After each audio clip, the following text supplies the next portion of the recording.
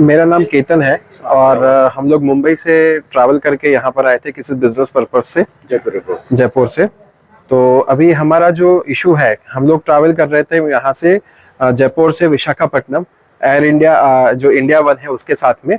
और इन्होंने हमारे साथ एक तरीके का स्कैम किया है।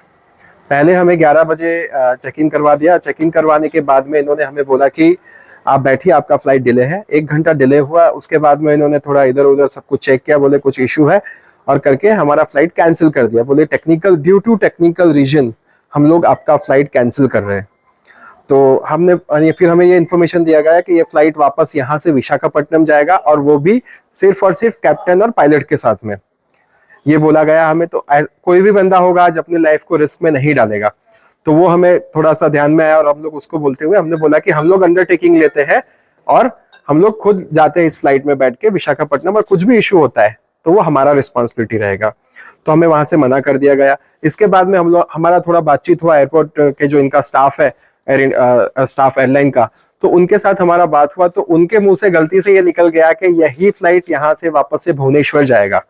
अगर सर इतना सीरियस इशू था, हम लोग यहाँ से विशाखापट्टनम नहीं जा सकते थे, तो ये फ्लाइट यहाँ से वापस कैसे भुवनेश्वर गया? तो इसका मतलब यह है कि जो 9 लोग उस फ्लाइट में गए हैं तो उनकी लाइफ डेंजर में, उनको खतरा है। तो एयरलाइन इस तरह का जैसे जो सिक्योरिटी प्रोटोकॉल है वो फॉलो क्यों नहीं कर रहे? तो बस ये चाहते हैं। वहां से आप कहाँ जाना थे? वहां से हमारा जो ट्रैवलिंग था, हम लोग दिल्ली ट्रैवल कर रहे थे। हमारा कनेक्टिंग फ्लाइट था एयर इंडिया का शाम को 6 बजे का।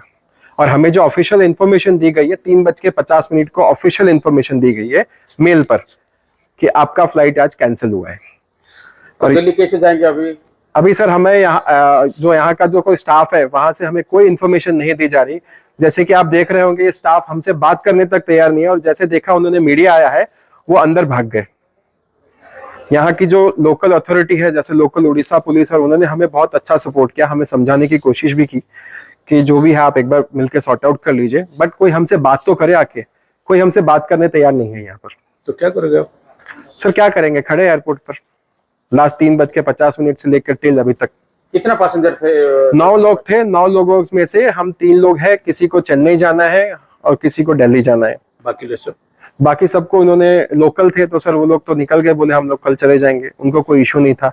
सर आज एक आदमी कोई भी ट्रैवल करता है फ्लाइट से तो अपने टाइम को देखते करता है, पैसा देख के नहीं, अपने टाइम को देख के, अपने बिजनेस को देख के करता है। आज हमारा पैसा वेस्ट हुआ यहाँ से दिल्ली तक का वो, और हमारा होटल का बुकिंग, हम लोग दिल्ली में भी बिजनेस पर्पज से जा रहे थे। तो ये सब चीजें कौन देखेगा? एयरलाइन हमसे कम्युनिकेट तो करे। हमने उनको ऑप्शन भी दिया कि आप हमें विशाखापट्टनम ना भेजते हुए आप हमें भुवनेश्वर भेज दीजिए। उन्होंने हमें भुवनेश्वर भी नहीं भेजा। मेरा नाम सुनील है और मैं मुंबई से यहाँ पे बिजनेस पर्पज के लिए आया हुआ हूँ। एंड यस, जयपुर आया हुआ हूँ। यहाँ पे बिजनेस मीटिंग कंप्लीट की और हमें पता चला कि यहाँ से फ्लाइट निकल रही है विशाखापट्टनम, तो हमने बुक करा दी।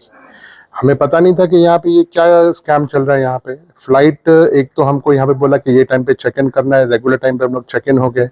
उसके बाद बोला गया कि फ्लाइट डिले हो गई है। ठीक है, हम लोग वेट कर रहे हैं, पर क्यों डिले हुई वो भी नहीं बता रहे हमको।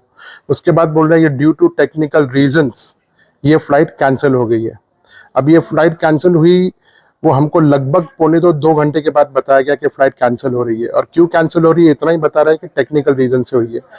फिर उन्होंने बोला कि कुछ टायर का इशू है, पर अगर वो बोलते कि ये फ्लाई नहीं कर पाएगी, ये जो भी फ्लाइट है फ्लाई नहीं कर पाएगी, पर ये हमने ये चेक किया कि ये सेम फ्लाइट भुवनेश्वर चली गई है। अगर नहीं फ्लाई कर सकते हैं, अगर टेक्निकल रीजन से कुछ चीज खराब है, तो बाकी सब 9 जो दूसरे गए हैं भुवनेश्वर, उनके लाइफ से क्यों खेला गया ये? तो आपको धोखा दिया गया? लगी था, धोखा तो दिया ही है। बाकी जो हमारे साथ जो टोटल 9 जन थे, 9 जन में से 6 जन लोकल थे, तो वो अपने घर पे चले गए। हमारा तो घर नहीं है, हमको तो होटल बुक करनी पड़ेगी यहाँ पे, या अगर हम निकल रहे हैं तो हमको गाड़ी भी बुक करनी पड़ेगी यहाँ से विशाखापट्टनम या भुवनेश्वर। तो एक कॉस्ट हमको ये लग गया। प्लस जो हमारा कनेक्टिंग फ्लाइट था विशाखापट्टनम से दिल्ली तक का, वो भी हमारा मिस हो चुका है। तो उसका भी रिफंड तो हमको मिलने नहीं वाला है फ्लाइट की तरफ से, यानी कि हमको एडिशनल कॉस्ट वो भी लग चुका है। और आज की तारीख पे अभी भी चाहिए तो आपका टीम भी चेक कर सकता है कि विशाखापट्टनम से दिल्ली का फ्लाइट कॉस्ट क्या है पर पर्सन, वो क्लियर पता जाएगा। वो पूरा लॉस है। आज वो उसकी तो लोग बात भी नहीं कर रहे हैं। हम कुछ सोल्यूशन बोल रहे हैं, हमको विशाखापट्टनम छोड़ दीजिए या तो भुवनेश्वर जाने दीजिए, दोनों में से एक जगह हमको छोड़ दो। फिर आगे बताओ कि आगे हम आपको वो हम कैसे लेके जा रहे हैं, आगे कुछ जवाब ही नहीं दे रहे हैं। अब तक तो काफी सपोर्टिव थी, यहाँ के लोकल पुलिस वगैरह सब बातचीत कर रहे थे, मगर जैसे बाहर आए सब छुप के बैठ गए अंदर, कोई आ ही नहीं रहा बाहर, हम अंदर जा नहीं सकते ड्यू टू सिक्योरिटी रीजन। हम भी सबको सपोर्ट, जो खड़े हैं यहाँ पे सबको हम समझते कि उनकी भी ड्यूटी, हमको अलाउ नहीं करेंगे, बट आगे क्या है उसके लिए कोई खड़े रह के बात भी नहीं करना चाह रहा उसके ऊपर।